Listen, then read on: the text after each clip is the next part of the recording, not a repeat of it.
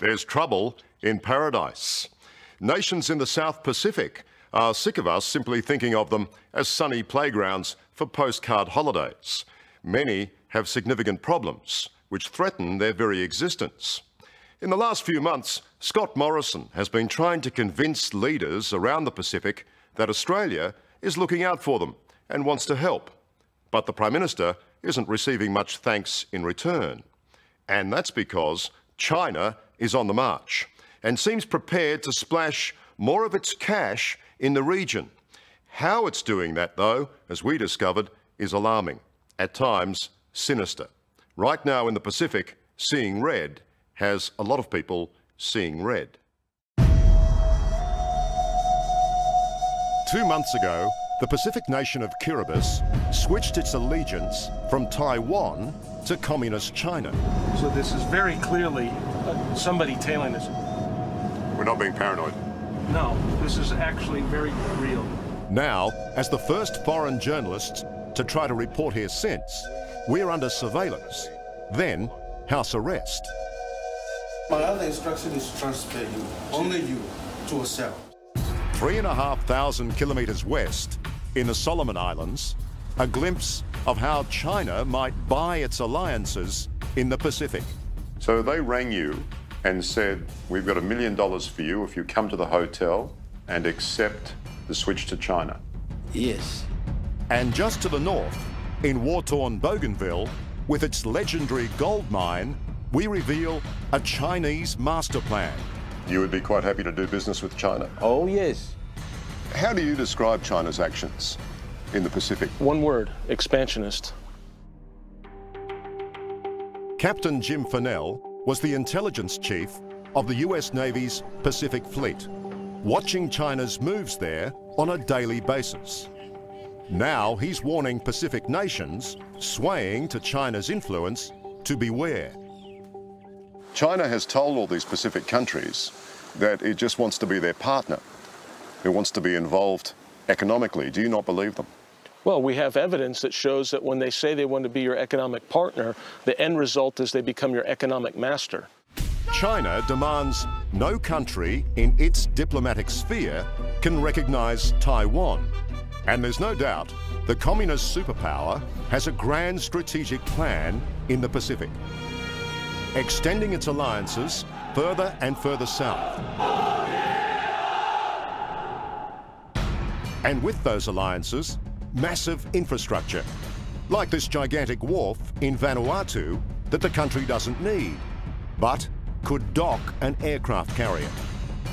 With recent back-to-back recognition of China by the Solomon Islands and Kiribati, and possibly the soon-to-be independent Bougainville, we asked Jim Fennell to join us on a Pacific mission to report on China's intentions. They're interested in this area because it's essentially the lifeline or the choke point between America and Australia and New Zealand. China has built the Navy that people said they were never going to build. China has deployed their fleet to places they said they were never going to deploy. They believe that they're supposed to be the rightful leaders of this new global order. You know, the British century, the American century, now we're going to have the Chinese century. That's their vision. In September, Manasseh Sogavare, Prime Minister of the Solomon Islands, announced his country was ditching recognition of Taiwan, chosen to be on the right side of history, for Communist China. A move Deputy Opposition Leader Peter Kenalira says was more a dash for cash than considered diplomacy. Are you happy that your country has switched allegiances from a democracy to a communist state? For me personally, I'm not. We should have taken our time and not be dictated and marching to the beat of a more dominant country. It's really China first, and not Solomon's first. And here in the Solomons, we found direct evidence that China's influence could have a sinister side. So they rang you and said, we've got $1 million for you if you come to the hotel and accept the switch to China. Yes. Daniel Sudani is the premier of the Solomons' largest island, Maleta. He says he was offered $1 million bribe to back his country's switch to China. You're suggesting that there are a lot of corrupt politicians in your government? Yes.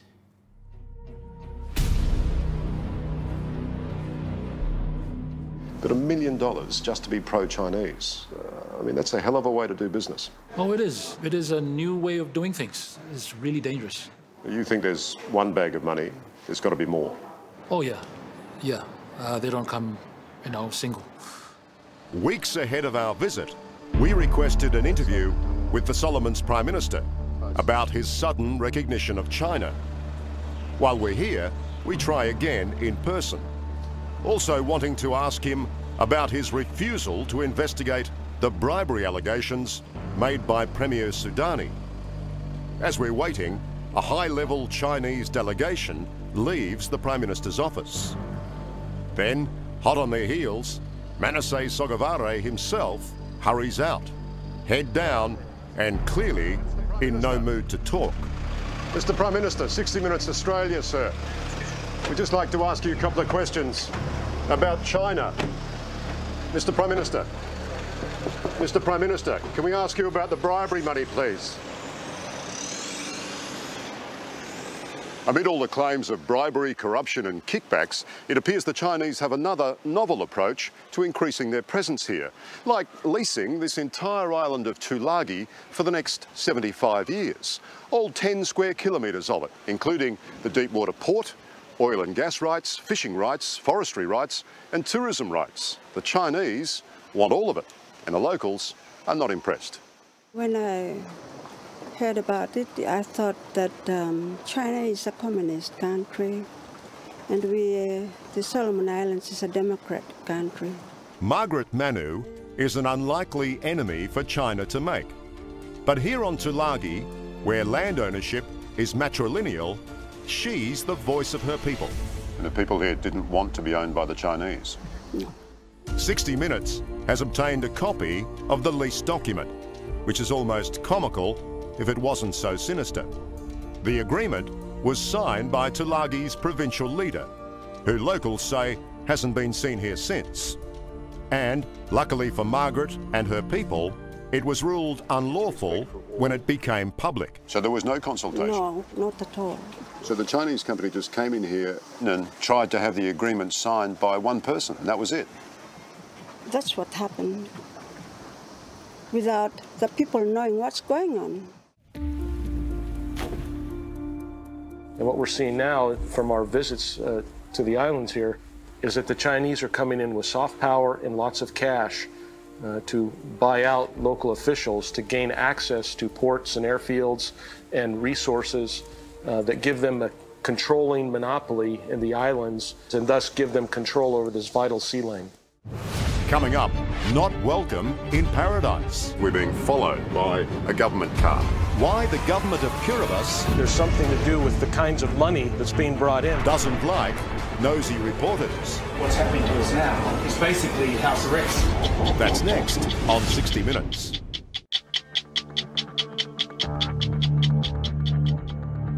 There's something both threatening and absurd about being tailed by a mysterious black sedan in a country that essentially has only one road. It's mid-morning on our first day in Kiribati, the latest Pacific island nation to recognize communist China and dump Taiwan.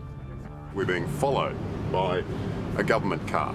Now, whether that's Kiribati government or whether that's somebody from the government operating under Chinese instruction, who knows? But it's a very, very strange thing to happen in a place like this. With us is Captain Jim Fennell, former intelligence chief of the US Navy's Pacific Fleet, and someone who's witnessed firsthand how China does business in the Pacific.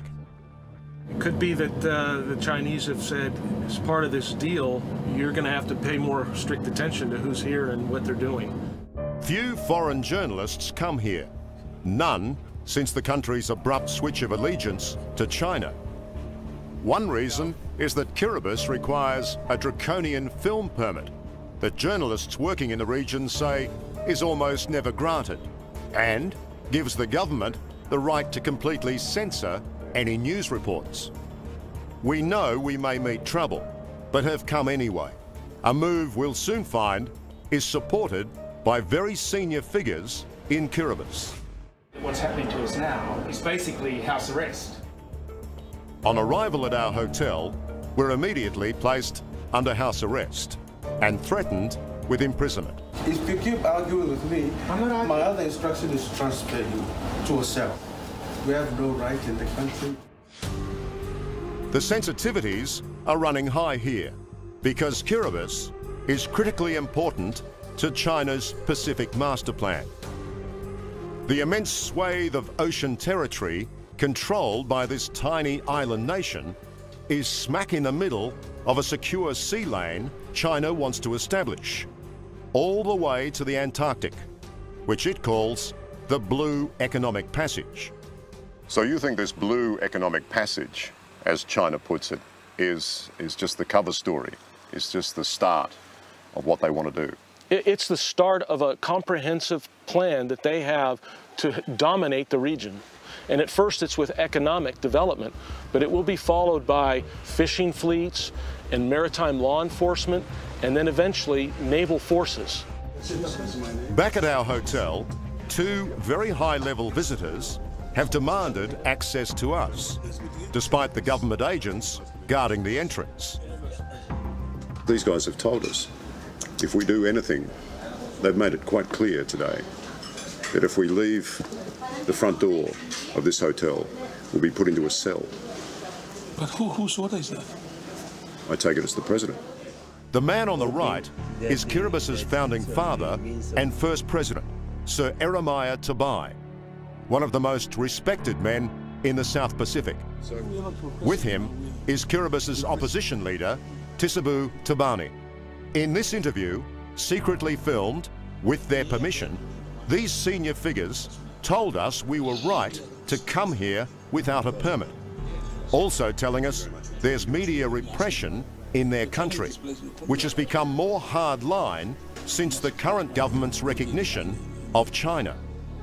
I'm not surprised, this is the action of, a communist country, taking us around, Sir Eremiah and Mr. Tabani also told us the Chinese doled out $250,000 cash around these islands within weeks of Kiribati's recognition of Beijing.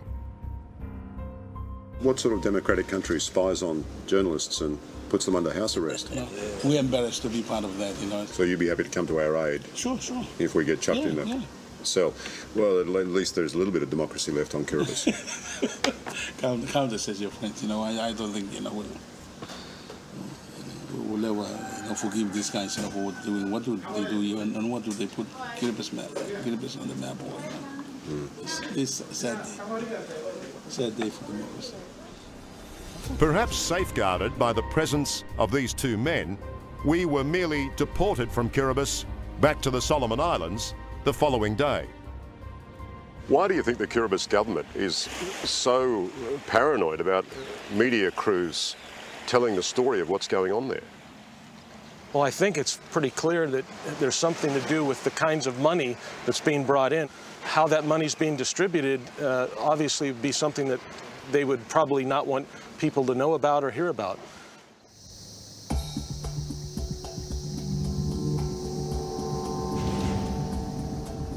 And on the very day we arrive back in the Solomons, an immense deal is announced for Chinese control of the country's only gold mine, high above Honiara.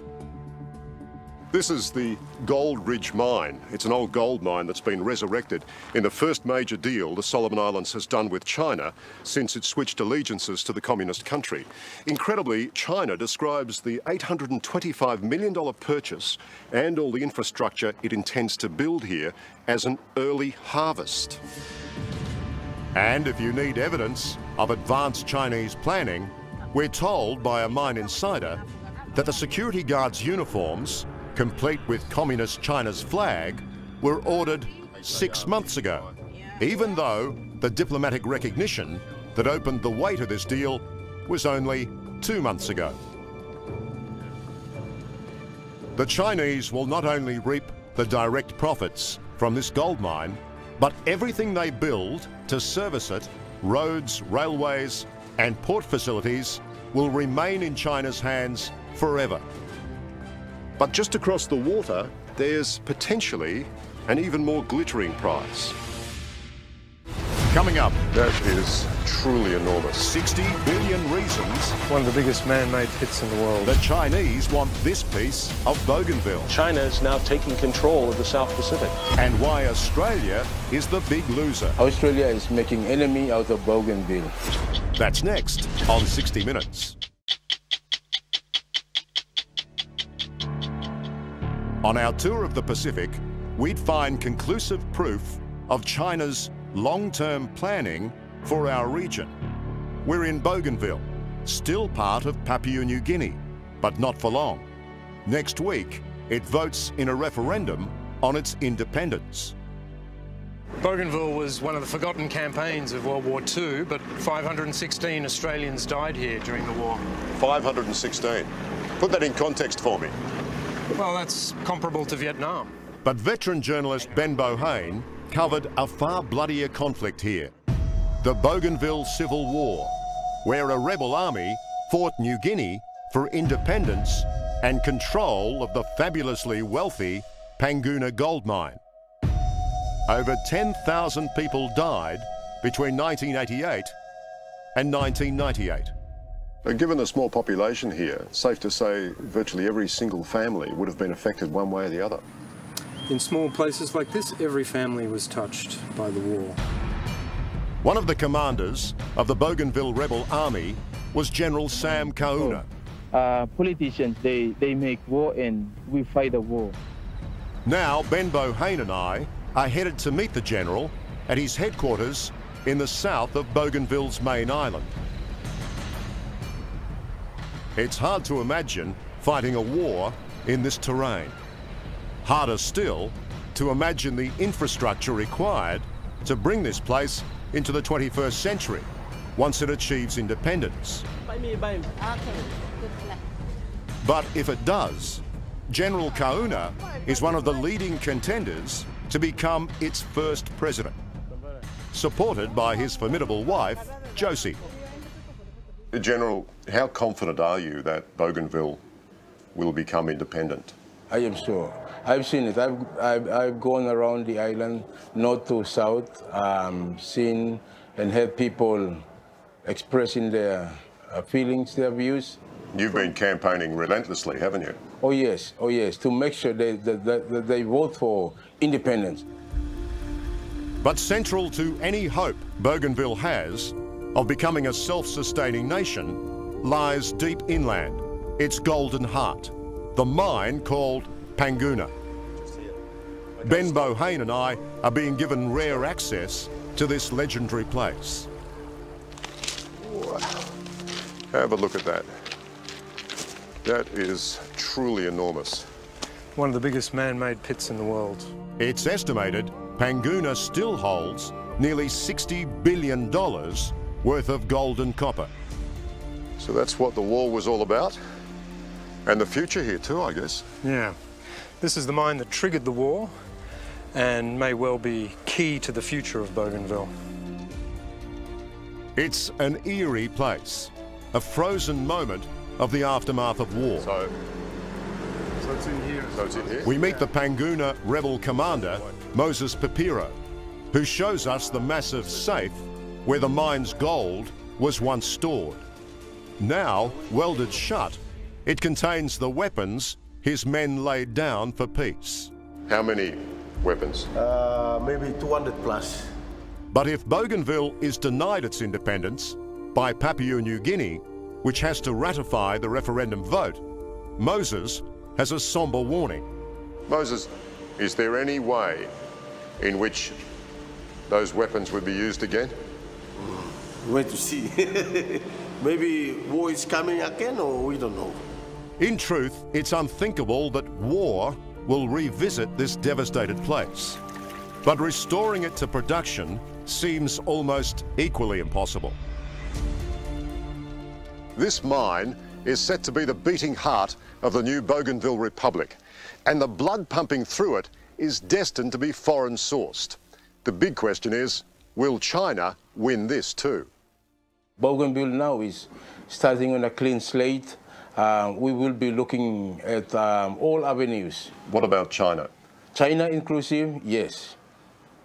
China is the superpower in the world. We are free. Bougainville is free to be choosing whichever countries that we can have the best deal with. On the eve of the independence vote, an extraordinary revelation by General Kauna. A detailed plan for the complete infrastructure rebuild of the island. And the plan is Chinese. The first offer has come from China. It is here with us. We are still waiting for Australian offer, USA offer of how they could support Bougainville. Roads, ports and airport, all to be built by China. But the General is adamant it's only because Australia and the US have offered nothing of the sort. Australia even refused the General a visa, an almost unforgivable insult. You're saying if Australia is truly genuine, you want an apology and you want us to do more now. That's why I feel Australia is making an enemy out of Sam. Australia is making enemy out of Bougainville when they give me that treatment. Observing this with us is Captain Jim Fennell, the former intelligence commander of the US Pacific Fleet, who's been with us on this trip. There's been no previous inkling that China has such a long-term master plan for Bougainville. And as our last stop, it's alarming news for this experienced China watcher. If Bougainville becomes the world's newest country, that's quite a prize for China, isn't it? Yes, it is. And it sets up what with the flip at Kiribati and the flip in the Solomons and what they're doing in Vanuatu, what they're doing in Fiji, you start to see a trend line here, which is that China is now taking control of the South Pacific. And so I think that's why you're starting to see some change in the United States, for instance, and even in your own government in Australia, where people are starting to say, if we don't stand up and check China's expansionism, we will be ruled by them in another 25 or 30 years. Hello, I'm Liam Bartlett. Thanks for watching. To keep up with the latest from 60 Minutes Australia, make sure you subscribe to our channel. You can also download the 9Now app for full episodes and other exclusive 60 Minutes content.